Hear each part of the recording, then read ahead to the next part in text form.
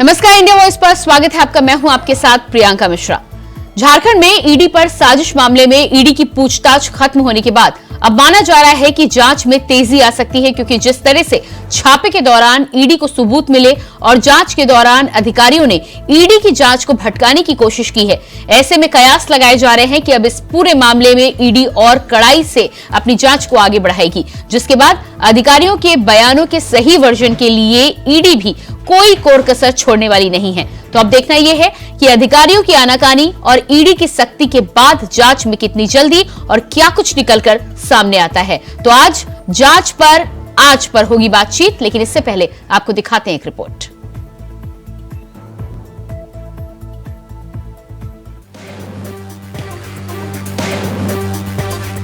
झारखंड में माइंस घोटाले और अवैध जमीन के कारोबार में शामिल अधिकारियों के साथ साथ दलालों और राजनेताओं को लेकर ईडी की जांच आने वाले वक्त में और भी तेज हो सकती है। ईडी के खिलाफ जेल से साजिश रचने के मामले में ईडी ने जेल में 3 अधिकारियों से पूछताछ खत्म कर ली है। खबर है कि तीनों अधिकारियों ने जांच को भटकाने की कोशिश खूब की है। तीसरे दिन रांची स्थित जेल के सुपरिटेंडेंट हमीद अख्तर जांच की दिशा को भटकाने की कोशिश कर रहे थे। सूत्र यही बताते हैं। जांच में छापे के बाद ईडी को कुछ सबूत मिले थे। ईडी ने उनसे जेल में ईडी के खिलाफ रची जा रही साजिश के बारे में पूछताछ की, लेकिन जिस तरीके के मामले को उलझाकर जांच की दिशा को भटकाने और लटकाने की कोशिश की गई, उसको लेकर शक और गहराता जा रहा है। ईडी अभी और भी इन तीनों से पूछताछ कर सकती है। गौर करने वाली बात यह है कि इन सारे मामलों में जेल में बंद आरोपियों की तरफ से एकजुट होकर ईडी के खिलाफ साजिश रची जा रही थी। इसकी भनक ईडी को लग गई थी।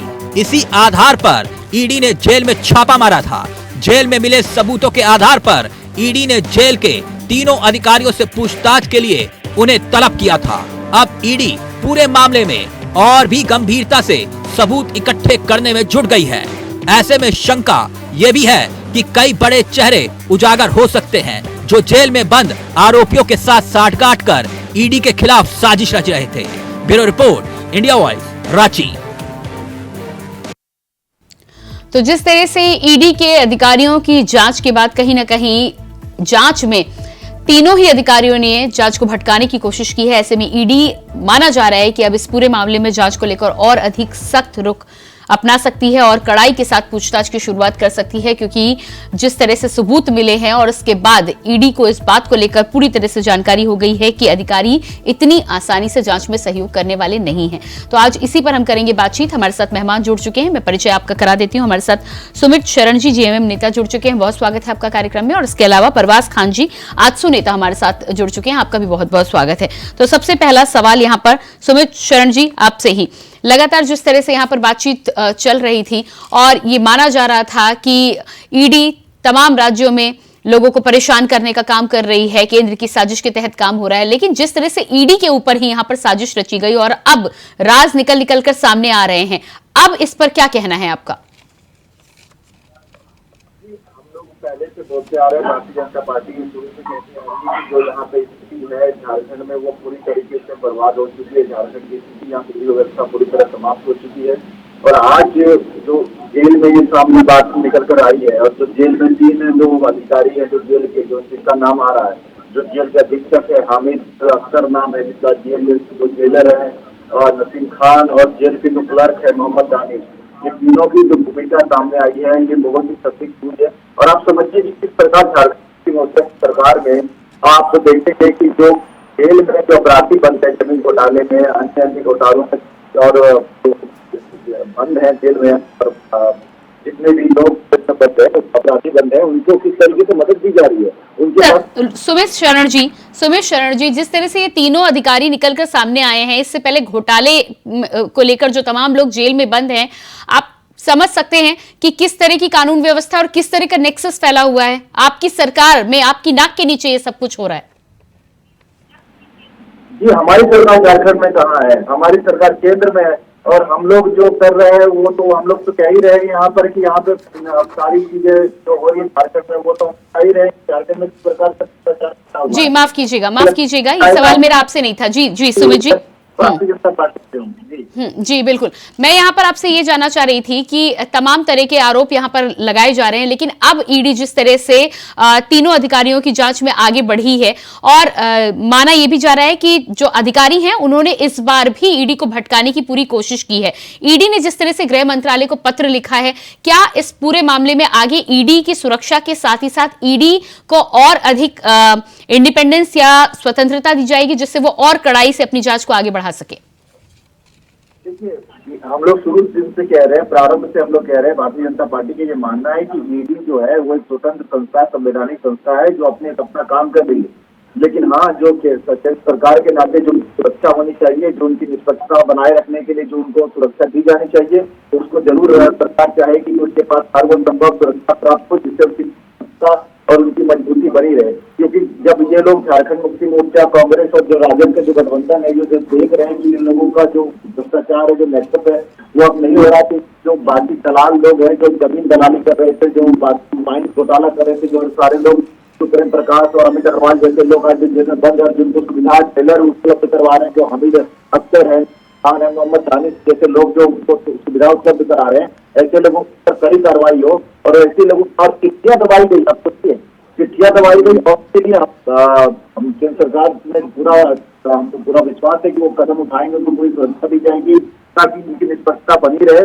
और जिस जनता जो नेक्सस झारखंड में फैला हुआ है, झारखंड की जनता को भ्रष्टाचार से मुक्त करने के लिए जो एक संवैधानिक संस्था ईडी को चाहिए, ईडी ने पूरी तरीके से अपना दायित्व निभाया, इसका हमारा विश्वास है। हमारा कोई लेना देना नहीं ईडी से, हम इसलिए उनके अंदर की बात को नहीं बता सकते, लेकिन एक झारखंडी के नाते, एक राजनीति के होने के नाते। ठीक है, लेकिन सुमित जी, इस पूरे मामले में लगातार विपक्ष इस बात को लेकर भी आप पर सवाल उठाता है कि जेल केंद्र के अधीन होता है और उसको लेकर तमाम जो व्यवस्था होती है वो भी केंद्र के अधीन होती है, उस पर राज्य का ज्यादा अधिकार नहीं होता है। तो यदि यहाँ पर कुछ खामी पाई गई है तो कहीं ना कहीं यहाँ पर केंद्र की भी नाकामी मानी जा सकती है। देखिए प्रियंका जी, इन लोगों के लिए कहने के लिए इनके पास अपने, अगर इनके मुंह को बंद कर दिया जाए ना, तो ये लोग कुछ और न कागज पे दिखा पाएंगे, न इनका कोई धरातल पे काम है, न कोई इनके पास तर्क है। मुंह से कुछ भी आते हैं, बोल के चले जाते हैं। सबसे बड़ी बात क्या है कि वहाँ पे ये देखा जाए कि ये सारे लोग जो यहाँ पे काम कर रहे हैं जेल में, और सारे लोग जो बैठे हुए उनको सुरक्षा दी जा रही है, जिनको जेल में सुविधा दी जा रही है, वो लोग हैं कौन, ये तो देखना पड़ेगा ना। और यहाँ पे जब सरकार है, जब राज्य सरकार के लोग जो है, उनको कई तरह की सुविधाएं उपलब्ध कराई गई है। ये जो अधिकारी जो उनको मदद कर रहे हैं, जो दलाल लोग जो जेल में बंद है, उन दलालों ने इन अधिकारियों को कई तरह की सुविधाएं पहले उपलब्ध कराई है, इनको आर्म्स के लाइसेंस दिलवाने में मदद की है, कई तरह की एक दूसरे को मदद की गई है, तब जाके मदद हो रही है। ये कोई सरकारी स्तर पे मदद नहीं चल रही है केंद्र सरकार की, ये निजी स्तर पे, जो झारखंड का जो स्तर है, नीचे जो राज्य स्तर पे ये सारी चीजें की जा रही है, और राज्य स्तर पे ये सारी चीजों को एक मैनिपुलेट करके एक ऐसा माहौल बनाने का प्रयास किया जा रहा है कि ईडी भ्रष्ट है, या ईडी को आप किसी तरीके से हनी ट्रैप में फंसा दीजिए, या ईडी को ये दिखा दीजिए कि ईडी में भी दाग है, और अपने दाग को छुपाने के लिए सारी चीजें कर रहे हैं। ये जेएमएम, कांग्रेस और जो राजद का गठबंधन है, ये इनका पूरी तरीके से उनकी साजिश है।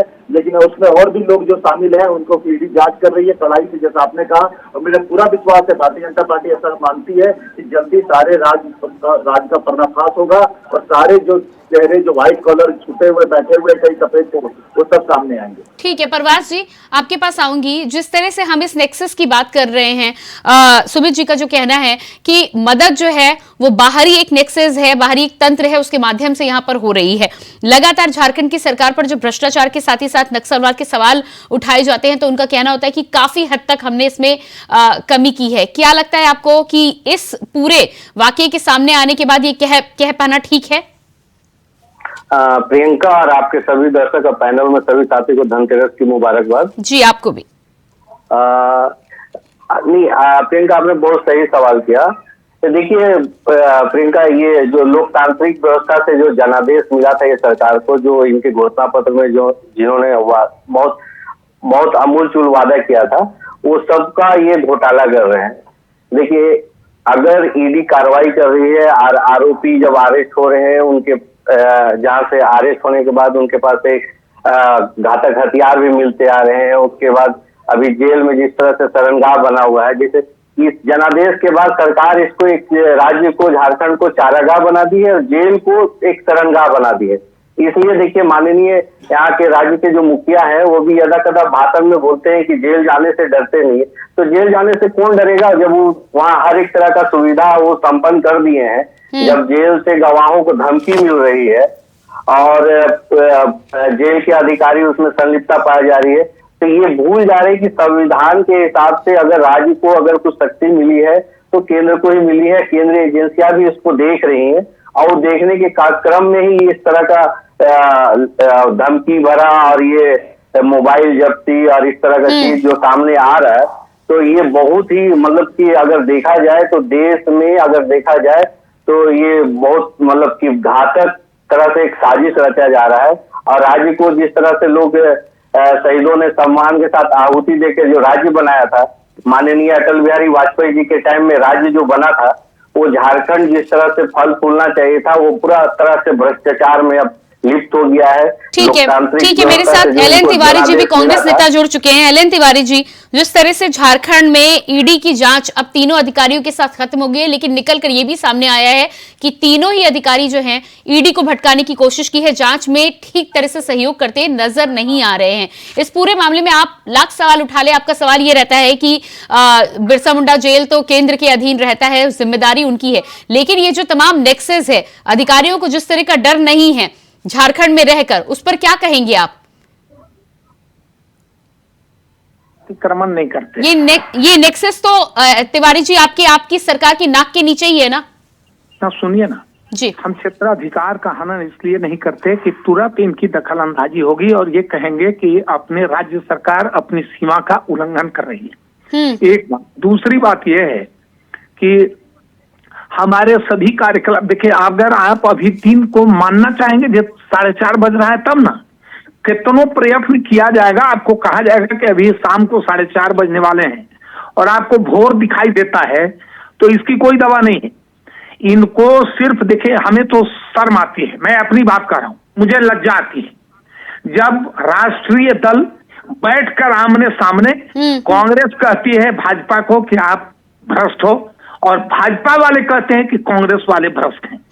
शर्म की बात है प्रियंका मिश्रा साहिबा कि ये क्या आखिर जनता सोचती होगी, समझ में नहीं आता। जी बिल्कुल। डिबेट पर बैठिए या मंचों को नेता जब पकड़ते हैं, अभी मैं आज का प्रधानमंत्री जी का वक्तव्य पढ़ रहा था, उन्होंने कहा कि कांग्रेस को 100 वर्षों के लिए तरसाइए। हाँ, लेकिन तिवारी जी इस पर आप, जब आप खुद ही कह रहे हैं कि दोनों ही पार्टियों की बात है, तो आप तो लज्जा प्रकट कर सकते हैं, मैं भी प्रकट कर सकती हूँ, लेकिन इससे राजनीतिक पार्टी और राजनीतिक पार्टी के नेताओं को और पूरे संगठन को तो अभी कुछ नहीं होने वाला ना। फिलहाल तो राजनीति इसी तरह चलती है। हम सवाल पूछ सकते हैं, आप सवाल का ईमानदारी से जवाब दे सकते हैं। मिश्रा साहिबा, मैं आपको फिर से दोहराता हूं कि सभी राजनीतिक दल और राजनेताओं को अपनी मर्यादा की लक्ष्मण रेखा को नहीं लांघना चाहिए। तिवारी जी कौन सिखाएगा ये? देखिए, ये तो क्या आपके संगठन में शुरुआत हो गई क्या तिवारी जी? यदि कोई एक पहल करने की भी कोशिश करे तो शुरुआत तो अपने घर से की जाती है ना, लेकिन कौन तैयार होगा? तो सुनिए ना, हम लोग तो अपनी बात कह रहे हैं कि हम अगर सत्ता में आते हैं तो ऐसा करेंगे। हम सत्ता में आते हैं, हमको अगर फिर आप लाते हैं तो हम ऐसा करेंगे। हम अपने कार्यकलाप का या भावी योजना का आपके सामने, जनता के सामने रखते हैं। ये वो नहीं कहते, ये कहते हैं इतनी मर्यादा की लक्ष्मण रेखा आप लांघ नहीं रहे, छलांग मार रहे हैं। ये कह रहे हैं कि हमको मत लाइए, कांग्रेस को तरसाइए। कितना शर्मनाक बात है। जनता, पब्लिक है, ये सब जानती है। ठीक है, सुमित जी कुछ कहना चाह रहे हैं, लेकिन तिवारी जी अभी राहुल जी को जिस तिवारी जी सवाल भी मेरा सुन लीजिए। तिवारी जी मेरा सवाल भी सुन लीजिए। राहुल जिसको जिसकी वजह से संसद में दोबारा बहाल किया गया है, वो मैं कह देता। मैं कह रहा हूं कि दिल्ली में कांग्रेस और भाजपा दोनों का सफाया करके केजरीवाल, देखिए, मुक्त कंठ से बोलना चाहिए व्यक्ति को। बिल्कुल। कांग्रेस ने शीला दीक्षित ने क्या नहीं किया दिल्ली में, लेकिन कौन सा जादू मंत्र लेके आए केजरीवाल, वो तो दिल्ली में सफाया। अरे तो तिवारी जी, ये बात तो आपको सीखनी चाहिए। आप केजरीवाल की तारीफ कर रहे हो, पूरे देश में जो भारतीय जनता पार्टी ने सफाया कर दिया वो आपको याद नहीं है?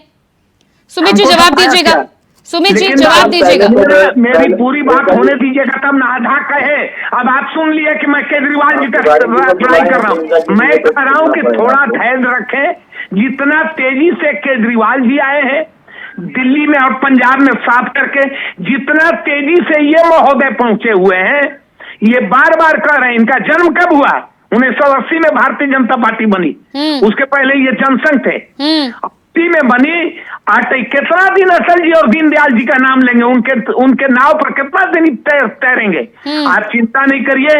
उसका श्री गणेश इसी समय मैंने बार बार कहा है कि आप थोड़ा धैर्य रखिए। 3 दिसंबर की प्रतीक्षा कीजिए। ठीक है सुमित जी, इनको आईना दिख जाएगा। ठीक है सुमित जी। प्रियंका जी, पहले तो मेरा आग्रह होगा कि शायद आप लोगों को कंफ्यूजन हुआ था कि मैं जेएमएम से उसमें स्क्रीन नहीं देख सकता। अगर मेरे नाम में जेएमएम है तो आप इसको कृपया भाजपा करवा देंगे, क्योंकि मैं जी बिल्कुल बिल्कुल, आपका नाम इस समय बिल्कुल सही है सुमित जी। हाँ ठीक है, तो मुझे पता नहीं था, मैं पहले मैं देख नहीं पा रहा था इसके लिए। अब रही बात तिवारी की, मैं क्या कहना चाहता हूँ कि कांग्रेस के किसी भी कार्यकर्ता के मुख से ऐसी बातें जो तिवारी जी कह रहे हैं तो शोभा नहीं देती। ये देश की आजादी के बाद जो पहला घोटाला हुआ था, प्रतिष्ठित घोटाला, वो भी कांग्रेस की सरकार में ही हुआ। और इस समय से लेकर अभी तक जो इनके अभी जो बड़े नेता माने जाते हैं, चाहे सोनिया गांधी हो चाहे राहुल गांधी हो, ये दोनों जमानत से बाहर है। दोनों के ऊपर हराज का केस चल रहा है।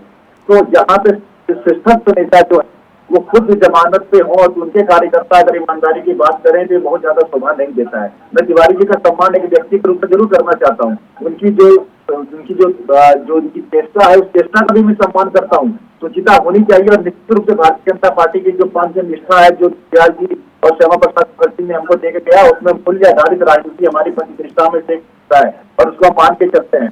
लेकिन जहाँ तक बात कांग्रेस की है, तो कांग्रेस को आप शुरू से अंत तक अभी तक देखते हैं कि जहाँ भी कांग्रेस रही, चाहे गठबंधन में रही तो गठबंधन में तो गठबंधन घर में जो है वो परेशान किया।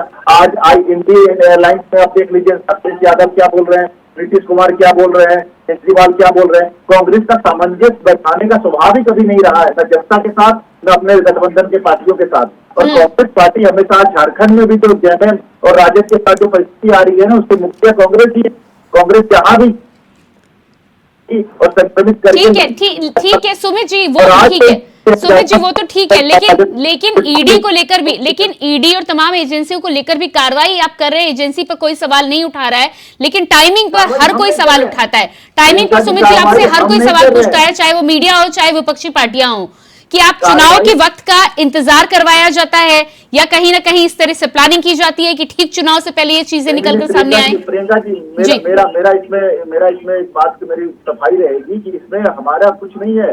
यहाँ पे संवैधानिक संस्था है ईडी, वो अपना काम कर रही है। और वो बात है भारतीय संघीय ढांचे, भारत एक संघीय ढांचे का देश है। यहाँ पे हर 5 साल किसी न किसी प्रदेश का 5 साल पूरा हो जाता है चुनावों के लिए। किसी भी दिन आप कोई भी साल जाइए, कहीं भी किसी भी प्रदेश का 5 साल पूरा हो रहा होता है चुनाव के लिए। इस तरह से नहीं देखा जाता। वो भी तो बोले 1 नेशन 1 इलेक्शन की बात हमने की है, इन लोगों ने विरोध कर दिया। अगर उतना ही चिंता है इनके चुनावों की तो 1 नेशन 1 इलेक्शन करवा दीजिए, 1 इलेक्शन करवाइए। नहीं करवाना चाहते ये लोग। भारतीय जनता पार्टी ने इसके लिए तो बातचीत भी शुरू की है, तो करवा दीजिए। उसमें भी इनको डर लगता है कि मोदी जी रहेंगे तो बाकी राज्यों में भी प्रभाव पड़ेगा। नहीं तो 1 इलेक्शन अभी आपका प्रस्ताव आया है, आपका प्रस्ताव आया, बाकी लोगों की क्या मंशा है, उनकी क्या विचारधारा है, वो भी तो सुनेंगे ना इतनी आसानी से। जी अलन तिवारी जी, मुझे बताइए, मुझे बताइए समाजवादी पार्टी और कांग्रेस पार्टी की कौन सी विचारधारा मिलती है? आम आदमी पार्टी और कांग्रेस की कौन सी विचारधारा कॉमन है? आप मुझे बताइए कि लेफ्ट और टीएमसी में कौन सी विचारधारा कॉमन है? विचारधारा की बात नहीं बच गई इन लोगों से। इनकी एक विचारधारा है कि मोदी को हटाओ और मोदी को हटा दे। नहीं सुमित जी, वो तो साफ कह रहे हैं कि वो तो भारतीय जनता पार्टी और मोदी की सफाई के लिए एक साथ आ रहे हैं। वो तो राजनीति है ना, फिर राजनीति में तो सब कुछ चलता है, वो तो उनकी स्ट्रैटेजी है। तिवारी जी जवाब दीजिएगा, तिवारी जी जवाब दीजिएगा। सुमित जी आप जवाब सुन लीजिए तिवारी जी से। सुमित जी जवाब तो लीजिए तिवारी जी से। जी तिवारी जी बताइए। तिवारी जी, ये देखिए, ये बीजेपी के है ना जी, ये बीजेपी के हैं। इनसे पूछता हूं मैं, सो बताए। बड़ा ही अभी प्रसन्न हो रहे थे। कांग्रेस का तो सफाया कर दिया बीजेपी ने आके। इनका सफाया दिल्ली से क्यों हो गया? आप ये बता दें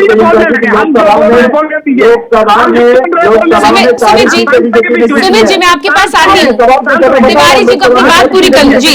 आप शांत रहिए, आप शांत रहिए। आप बताइए कि आपको तुम्हारा क्यों हो? प्रियंका जी उनको रोकिए। सुमित जी मैं आपके पास आती हूँ। जी तिवारी जी। मैं किसी के समय में एक शब्द नहीं बोलता हूँ। मैं ये बार बार कह रहा हूँ कि कांग्रेस भ्रष्ट है। ये प्रमाण पत्र देने वाले बैठे हुए कांग्रेस भ्रष्ट है।